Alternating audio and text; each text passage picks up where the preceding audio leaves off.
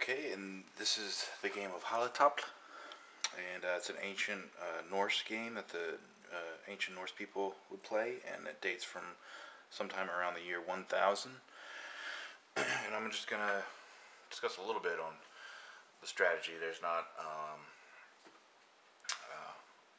a whole lot of strategy where you have to make several videos, but my wife and I play this game a lot. It's an addicting game. It's really fun, very exciting.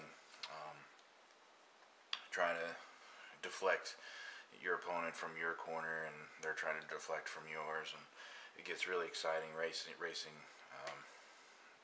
your checkers. And basically, what we play a lot on weekends. The best of 7 or 9 games. Quite a few games. And what we found out is that the person who plays more aggressively usually wins. And playing aggressive is pushing pieces forward so that they're captured in order for you to recapture. And because when you recapture on your advances, when you recapture, your pieces will advance. And you're going to win the game most of the time with your pieces near the back. These pieces, are usually captured. The pieces up front are usually all captured in order to move your back pieces forward. You do want to leave a couple pieces, 3, maybe 4 pieces, I guess, I don't know, towards the back, because they need to defend, and they defend by moving, if a piece was here, then you could, if you move there, then he wins, on the next one, so you can, move up here, if there was anything here, so you could force him away, and so he would be, defending. And so we found that playing aggressively, pushing your pieces forward, is a good way to win.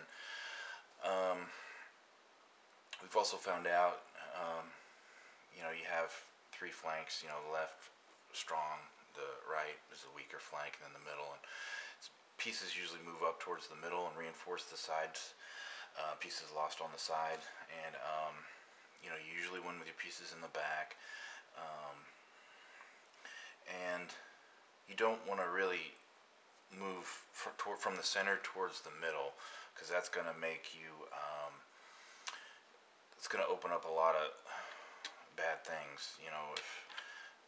If this, piece captured, there's a piece here that he captured and he played there, or he just moves here, then, you see that quite a bit when you start playing. And so you learn to really kind of move these pieces sort of last.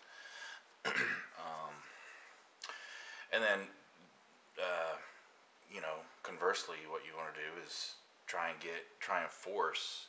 Remember, because jumps are forced in this game, so you want to get him to open up that, so or open up this. You want to force him to leave this space open so you can jump. This game's fun too, because you're gonna see when you play it, you can win the game by making a long series of jumps and last end up here. So that's sort of what we found. Playing aggressively, watching out for trying to keep pieces on the sides intact, and trying to force your opponent to move his piece from the side. Winning with your back pieces, defending with a couple back pieces, and playing aggressively. So those sorts of things work best. So I'll show you a little bit of a game. Let's just go ahead and start a game here. So to move that, again, that has to be the first move. The first move has to be here on this square. You have a choice. You can move here, or you can move here. And there's not any huge difference. This is moving a piece from the strong flank away from, towards the center, which isn't always great. He's going to have to take that there, which he's strengthened his weak side, but he's weakened his strong side. So, and then so now he's gone. So now it's a little more even. He's still It's about even. I mean, he's got 2 more pieces over here on his strong side than you have, so that's that move is kind of rarely played. This one is the more common one, so we'll start a game with this. And then of course the second move has to be here. It's force. As the game goes on, there it starts off with a lot of exchanges in the middle, and then it sort of spreads out, and you have limited choices at first, and then as the game continues, you have more and more choices to make, and strategies to consider. So, and then of course, now this move is forced. So now there's some choices here. Blue has 3 possible moves onto this square. Move this piece here, move this piece here, can move this piece here. So it's all sort of depends on what he wants to do. So in any of the moves, he's going to be attacking this piece. He decides to move here, let's say, and that's an interesting move because this piece is being threatened, and he's opened up a forced jump. See, because before, now him moving away from here, now green has to move here on the next move.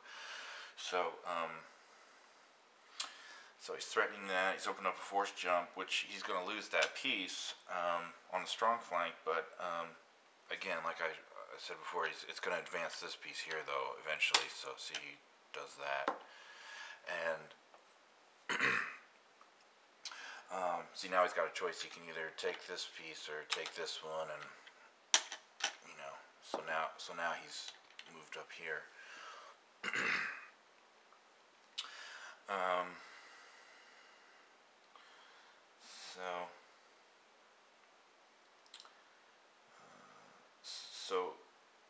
So when blue made that capture there, it's resulting in advancement on the strong flank and decreasing the opponent's number of pieces on the opponent's weak flank.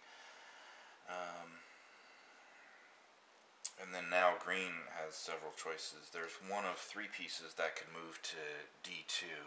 So you have, A, B, C, D, 1, 2. So there's 3 pieces, these 3 that can move there. One of 2 pieces could move to E3. So, one of these 2 pieces could move there. That's his other choice. Or he could move the piece, one piece to D3 right there. And so he wants to sort of consider each one. He might consider, what part of the board does he want to develop, including the middle. Does he want to develop the middle and, reinforce the weak flank? Does he want to try and support a threatened piece? This would be, supporting this piece, but then he has to keep in mind he's going to lose. This is a forced jump now. He's opening up another forced jump. You really got to be careful. And it's a double jump.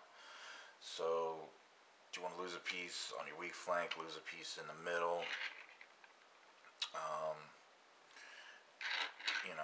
So let's say he just decides on that one. And so now he's going to double jump there.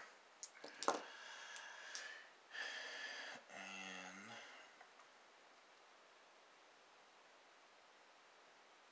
let's see. And then, so now, okay, does that. And let's see.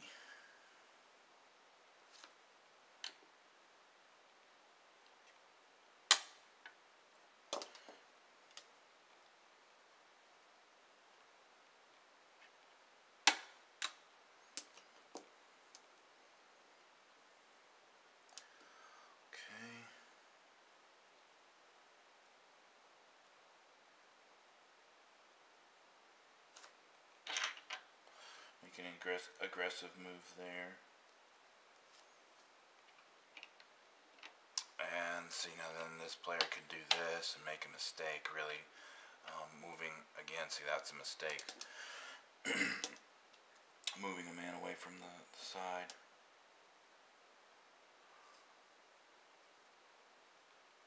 And then blue can take advantage of that. He knows he's gonna, lose that piece there. But look, see, whenever you lose a piece, you usually means you get to advance a piece. So now, that looks good for blue. And then, so now, like what I was saying before with defending, you don't defend like that, because then he's just going to jump over and win. So you want to move him away. So you can move this piece here, you'll lose 2, but you're moving him away. He would have moved him away from the attack here and put him towards over here, a little closer to this one. So he could do this too, because see, then on his next move here, see, that was a defensive move. Now if he moves here, then green moves, and then the next move he's forced to move away by capturing those 2. So he has the option of either that or moving this one here, and so he chooses. And then you get to see how that's probably far enough to show you how the game's played. It's a really fun game, and I hope you enjoy it. It's called Halatafl, and give it a try.